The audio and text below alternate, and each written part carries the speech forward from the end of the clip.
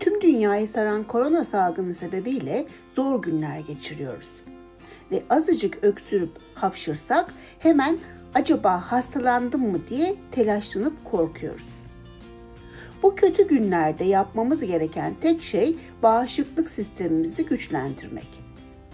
Ben de ne yapabilirim diye araştırırken ilaç gibi doğal bir reçeteye rastladım. Ve tabii ki sizlerle de paylaşmak istiyorum.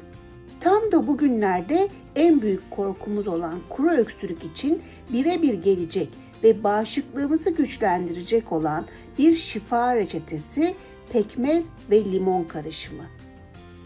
Hazırlaması çok kolay olan bu karışımı önemli hale getirense pekmezin içine dahil olan taze sıkılmış limon suyu.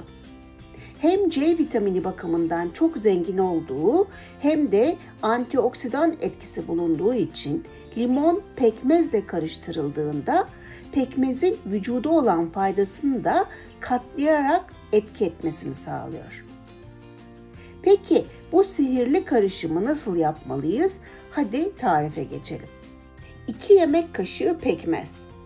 Üzüm, keçi boynuzu, dut ya da dilediğiniz başka bir doğal pekmez olabilir. Yarım limonun taze sıkılmış suyu, 1 su bardağından biraz az içme suyu. İşte sadece bu kadar olan malzemeleri bir güzel karıştırmanız yeterli olacaktır. İlave edeceğiniz suyun oda sıcaklığında olmasına dikkat etmelisiniz. Sıcak su ilave etmemelisiniz. Karışımdan faydalanmak için sabahları aç karnına hazırladığınız bu pekmez suyunu afiyetle içebilir, öksürüğünüz geçene kadar tekrarlayabilirsiniz. Bu uygulama boğazınızda oluşan ağrı, kaşıntı ve iltihaplanmaların geçmesine destek olduğu gibi bitmek bilmeyen öksürük krizlerinin sona ermesini sağlayacaktır. Ayrıca hasta olmadan da vücudumuzu grip, nezle gibi kış hastalıklarına karşı korumak için haftanın 6 günü bu kürü uygulayıp bir gün ara vermelisiniz. Ve ikinci bir 6 gün daha uygulayabilirsiniz. Bol miktarda demir içeren bu karışım düzenli yapıldığı süre içerisinde kansızlık için de çok faydalı olacaktır. Pekmez ve limon karışımının faydaları sadece bu kadarla kalmıyor. Vücuda enerji veriyor, özellikle kendini sürekli halsiz ve yorgun hissedenlerin çok daha zinde hissetmelerine yardımcı oluyor.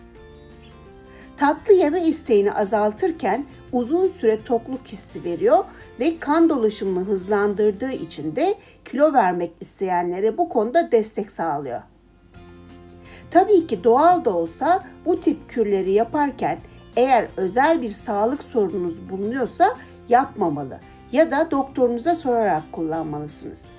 Ayrıca diyabet sorunu olan kişilerin bu kürü kesinlikle yapmamaları gerektiğini tekrar hatırlatmak istiyorum. Evet, bugünlük de bu kadar. Şimdilik başka bir Ya Bunları Biliyor Musunuz videosunda buluşmak dileğiyle. Hoş kalın, hoşça kalın ve kanalıma abone olmayı unutmayın.